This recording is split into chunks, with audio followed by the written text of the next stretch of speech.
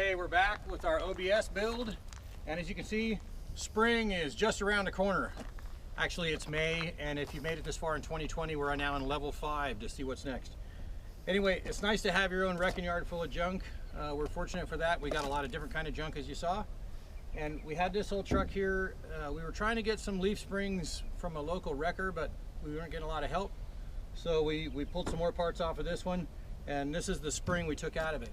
And that's what we're going to talk about this episode, is the rear leafs and how we're going to mount them and what we're doing to the back of the truck. So let's go get to work.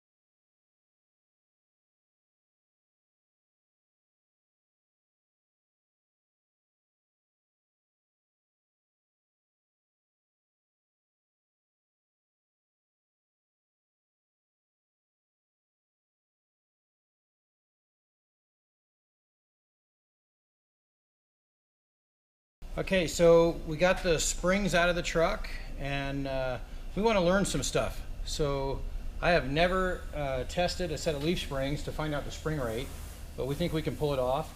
And you know, we don't know. Like when we send a kit out for rear suspension for coilovers, we'd start with around 180, 200 pound springs.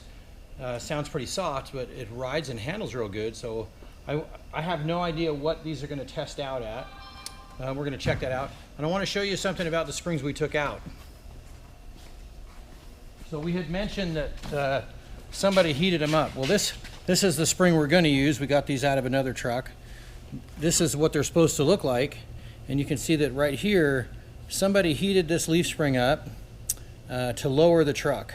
So this one's junk. And if you look at it, they junked a pair of leaves, and that's what they got out of it. About 1.5 inches, maybe 1.25 inches in difference in height. So I don't know, wasn't too useful. Okay, so we showed you our leaf springs that we're going to use instead of the damaged ones, and they look a little rugged, but the bushings are good, and I mean, we're going to clean them up a little bit. So you know, they're fine. They don't really go bad. The spring rate doesn't collapse unless you damage it by heating it up with a torch or wrap it around a phone pole. So, but what we want to do is see what the spring rate is, because we're just kind of interested.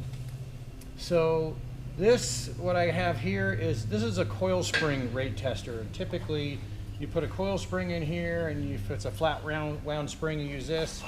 And if it's a cut spring, you use this, and this grabs the top of it up here, and then you use the jack, and you jack it up, and for every inch that it goes up, you know, this goes up a certain amount of pounds on the gauge, and it tells you what the pounds per inch of a coil spring are.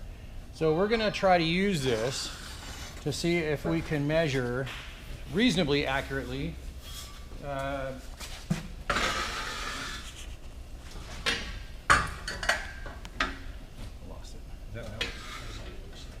that's fine.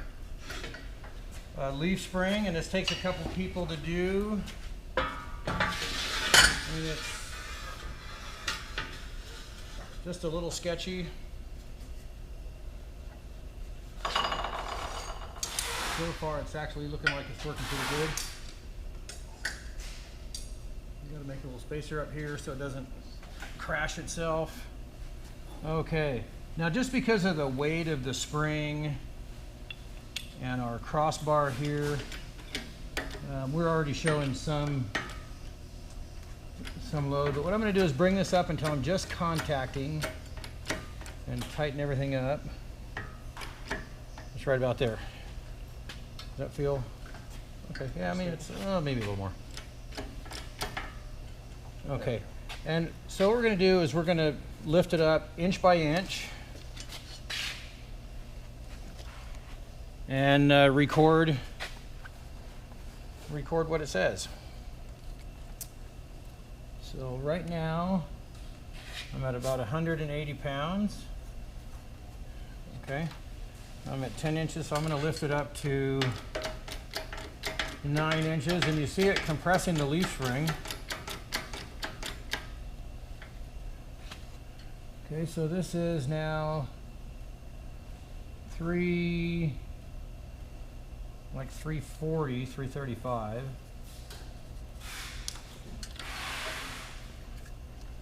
We'll go another inch. You can see the spring getting flatter. It hasn't quite got up to the overload yet. So I'm at now like 460. Okay. And I gotta tell you, I'm really surprised how well this is working. This is kind of one of those, don't try this at your own garage. Okay, so now we're at about 600, and I think I can get one more out of it.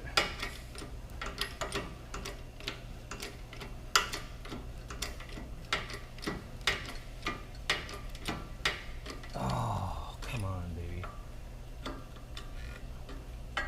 It's not the most high-tech test rig. That's about it. So this is going to be a little on the low side, and we're at about 730. Okay, now another thing I want to do is I want to show you this. You know, when a leaf spring gets compressed and flexes, you're in the middle there? Yep. It gets longer. So right now we're at 63.5 inches long. And that's got 4 inches of static compression to get it there. So if I'm going to lower it down here,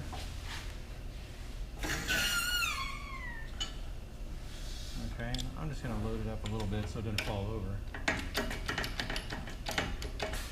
Okay. So how long is it now? Oh. So about 61 3/4. So it got 1 3/4 inches longer just from us pushing it down 4 inches. So you can see that, you know, it grows out as it goes flatter. I can tell the guys are nervous, so we're going to take this apart so nothing falls and no one gets killed. And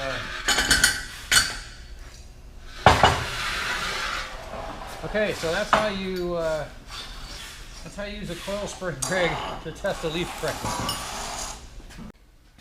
Okay, so we want to talk about what we learned already, and then I'm going to teach you some things about leaf springs and the different ways to mount a spring. So here's what we measured up. We got 180 when we were just starting, so this is our 0 point, and then every inch we gained. So we went to 335 inch, second inch was 460, third inch was 600, and fourth inch was 730. So if we kind of subtract these from one another, we get how many pounds it took to do that inch.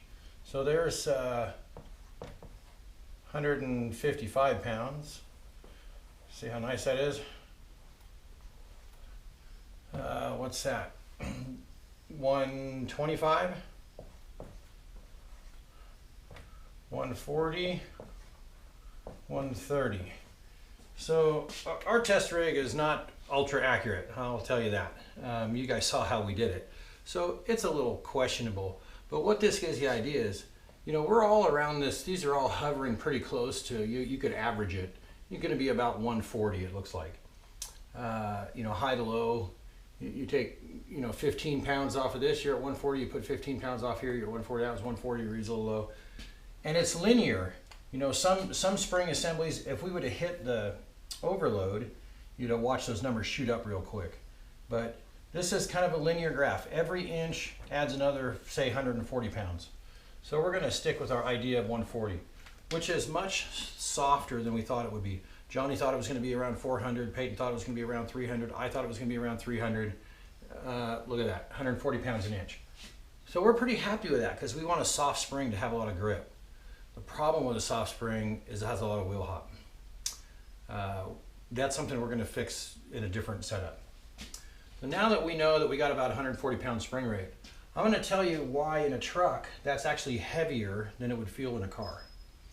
So in a truck, you have a leaf spring here and you got a shackle, and the shackle is mounted to the frame and it goes up to the leaf spring. Okay? Now, as we showed you, the leaf spring, it gets longer and shorter as it flexes back and forth. So this, and it's gonna stay attached right here, so it's gonna swing in this arc. Right? Now, as it's moving in this arc, when you're just concerned about the height of the shackle pin relative to the lower one, you know, this is moving down. It's getting shorter as the pivot comes around. Okay. Now you got to think about what's going on in the weight of the truck. Okay. The spring in the axle, you know, the axle's here, it's on the tire and the spring. All this is pushing up. Okay, the spring eye wants to go up. And all the weight of the truck and everything you got in the back of it, the frame and the body and everything, is attached to the frame, which is attached to the shackle hanger, which is where the shackle is. So this wants to go down. Okay, so if you're pulling it apart like this, it definitely doesn't want to get smaller. So whenever this rocks over, just the weight of the vehicle wants it to stand back up, right? Well, that's great. It's great for hauling, you know, lumber and feed from the feed store or whatever you got back there. But it doesn't ride very smooth because it's taking the linear action out of it, and it's kind of fighting itself. You know, the spring wants to stretch and go out, and the vehicle wants to stand it back up. So you're at odds at each other, right? That's why the back of pickup trucks is kind of springy all the time, bouncy, especially when it doesn't have much weight, helping pull it back down. Now in a car, you know, Camaro with leaf springs, Tri-5 Chevys, you know, all the shocks, you know, all the stuff you used to put a long shackle, the jacket up in the back, it's backwards of that. The shackle is mounted to the frame and the body right here, okay? And the leaf spring is down below. So now when it pivots, it wants to go like this. So again, it wants to get shorter, but the weight load is backwards because the weight of the car is pushing down here and the weight of the leaf spring is pushing up. So these two want to push together. They want to get short. They want to help take that shackle, and as you hit a bump, it wants to get, you know, it wants to come together. It wants to let that spring move back and forth. And that's why if you have the same rate spring in a truck as you do in a car, the truck feels bouncy, and the car goes over a bump and soaks it up and rolls on. Okay, that's also why if you put a bunch of weight in the back of the trunk of your car, it gets really spongy and soft because it's allowing it to spring that shackle back and close up. Now, we don't plan on hauling a lot of weight with this truck anymore. Those days are done for that thing. It's just going to be kind of a fun driver and a cruiser. We want it to ride good, and we want it to have some grip. To have grip, the spring needs to be able to load into the ground, okay? We don't want it fighting itself. We don't want this. We want this. So how are we going to do it? Well, we have the same spring. We have the same shackle. We're just going to take our mount off the frame and flip it upside down. Now we're going to show you how we're doing that on the truck. We actually it's going to lift the truck up a little bit, about an inch. We're doing the flip kit, that's going to get it down. We can play with a block to fine tune everything. We're also going to take the overload spring out and a couple things like this, but we're going to turn it into a car style leaf suspension instead of a truck style leaf suspension. And I think we're going to get a lot of grip out of that. I used to do this with F100s way back in the day, all the round fender trucks. It makes them ride a lot better. It gives them a lot more grip off the line. And it's never turned out to be the wrong thing to do. So we're going to apply that idea onto this truck and see how it works. As we had said before, we're going to do a flip kit on this truck. And we're going to use these billet flip saddles from Arnie at Tricky Air. Nice piece. And you'll notice the hole is offset. Okay, well, when these leaf springs sit in the truck, they don't sit level like this, they sit at an off angle. So, you know, if your axle is down here on the center pin, and then you flip it over and put it up here, it really moves it forward. So with the pin offset, the pin brings it back, keep the axle where it used to be. So it's kind of important to be aware of that, which way you put this. The other thing is, now this bore is big enough for the factory nut, but you'll notice right here, it won't settle all the way on, okay? So we really want this to be shorter. And we also we're gonna get rid of the helper leaf, okay? So what we're gonna do is, we're gonna use a clamp to hold this together just so nothing flies apart. I'm gonna grab this end. This was the factory pin end, it's rounded. There's no no way to hold it with a wrench. Okay. Oops.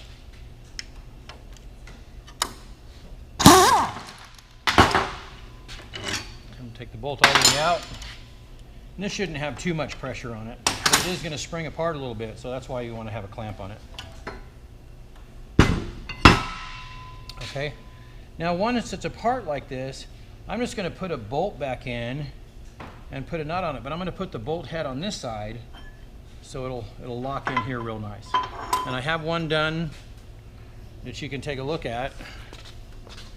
It's just like this. And of course, as it would happen, if you guys are clever looking at this, you'll go, don't they want the bolt in from the other side? And I would say, yes, we do. So here's my bolt. I'm going to show you the right way to do it. And this is what happens when you're doing it for real, is things get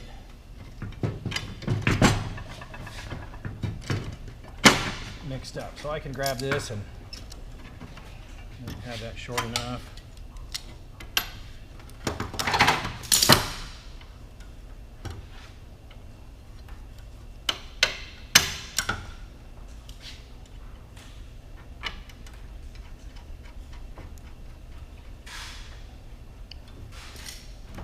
Okay, that's how it should go. And I'll just get a wrench and tighten this up.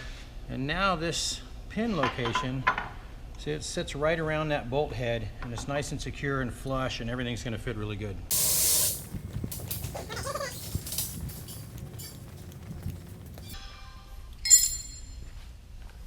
So I had said we were going to flip the shackle hanger, and a little messy back here right now, but this is what we're going to do.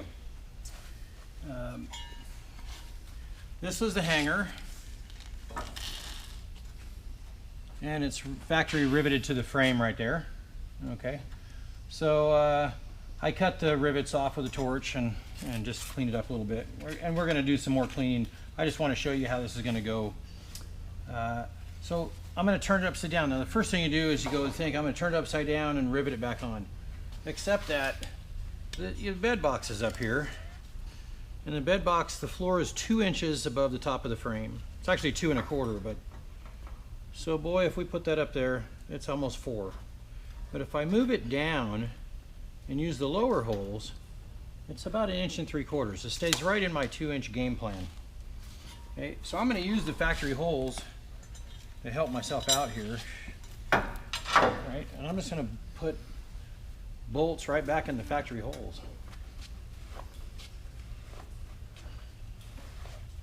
If I can. Now, 2 bolts is not going to be strong enough, but that helps me locate it, and it makes it easy to make both sides the same.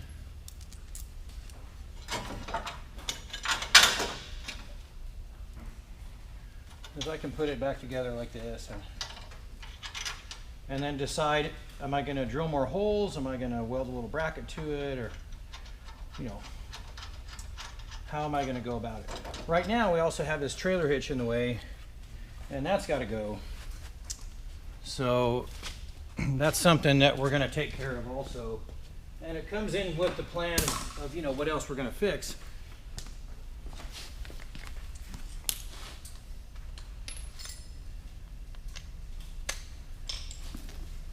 But right now, just to get you an idea, pretty straightforward. We're just going to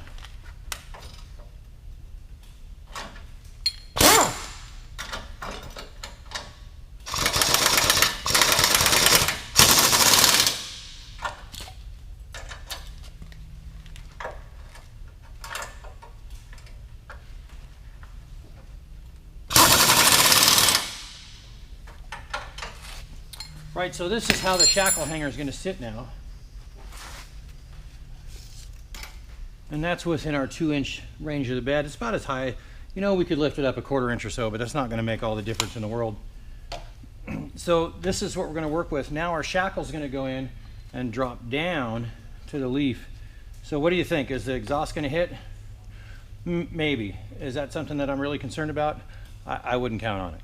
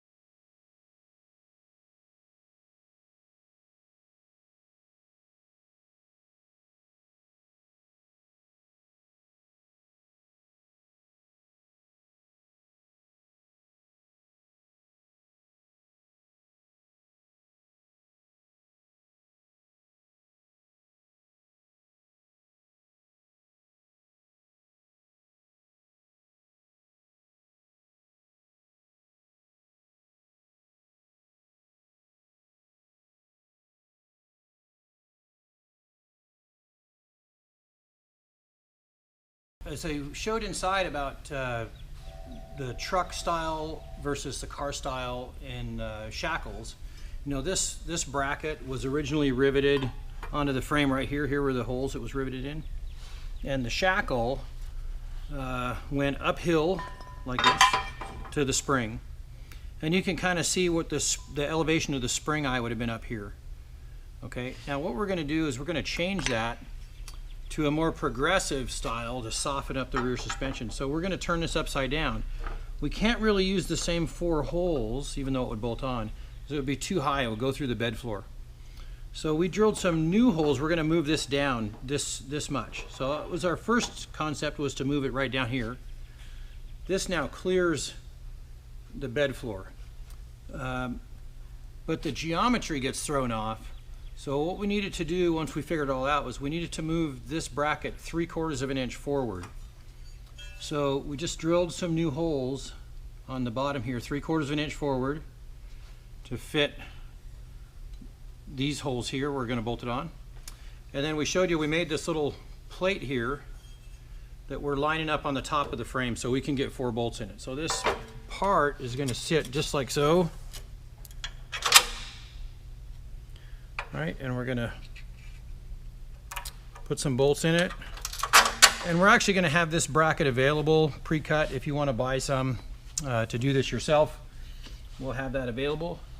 And now the shackle is going to sit in like so. You can get a look at that. Now this is much more like a passenger car, like a Camaro or a Mustang would have had. And it's going to be softer because it's going to want to flex back and let the truck sink in the rear. Okay, and this is a pretty low buck upgrade. So that's the plan here. Now eventually we're going to take this trailer hitch out of the way, and we're probably just going to cut the bottom of this bracket off to make it look a little nicer.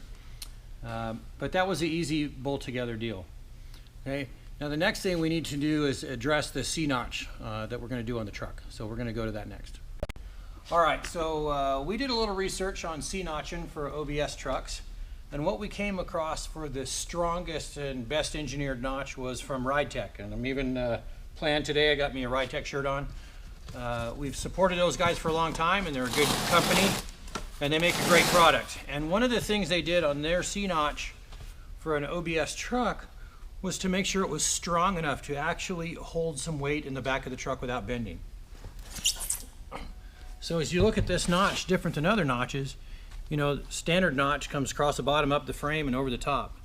And then they formed this big ledge on here, right, to give all this extra strength. The frame still thinks it's, you know, 4 inches tall, almost as tall as it was originally, right? And this we have to do a little clearancing on one of the bed cross members, and we'll show you that. But this all fits back in and keeps all the strength of the truck, okay? Now, this is a pretty simple install. They give you some good instructions. There's a nice template that you hold up to your frame. It lines up with some factory holes. Shows you exactly where to cut the notch. Okay, so it's going to make it a pretty easy install for us. Now I want to give you guys some C-notch do's and don'ts, because I see a lot of mistakes, and you guys have probably seen a lot of trucks with mistakes, and not sure why you saw them that way, but here's the thing. You're going to cut material out of the frame here and make it weaker. So do not cut both sides at the same time. Do not have the frame suspended by the leaf spring, you know, just sitting on the tires when you cut it, because that'll help bend the frame. Do not cut the frame out without supporting the back of the rail to hold it up. So we have the truck on some jack stands holding it up. And you can use anything. You can use a 2x4, you can use a jack, you can use a jack stand. We have these little stands here that we use all the time. You just clamp them on. Now if I notch the frame out, it won't sag, okay? You see those trucks where the cab and the bed look like they're not aligned, like it's falling apart. A lot of times it's because somebody C-notched, they lit up a torch or something, plasma cutter, cut the notch on both sides with nothing supporting it. Frame starts to sag, they hammer the notch back in and weld it back in to set the bed on, and now the bed's crooked. So do yourself a favor and think about what the steps of this. Just do one side. We're going to notch one side, bolt the C-notch on, get it all secure, go to the other side, support it, notch it, bolt it back in. All right, as we're wrapping it up for this week, we're going to get to the work done, and we're going to get the rest of that C-notch and the shackle mounts ready so we can finish up the flip kit. Next time we're going to wrap up the rear suspension, so we're going to take care of shocks. All this stuff is going. We have a new plan for that, and we're going to be setting up our torque arm on the rear. So remember to like us and share us to your friends that are into these old trucks. Hit the subscription button, and we'll see you next time.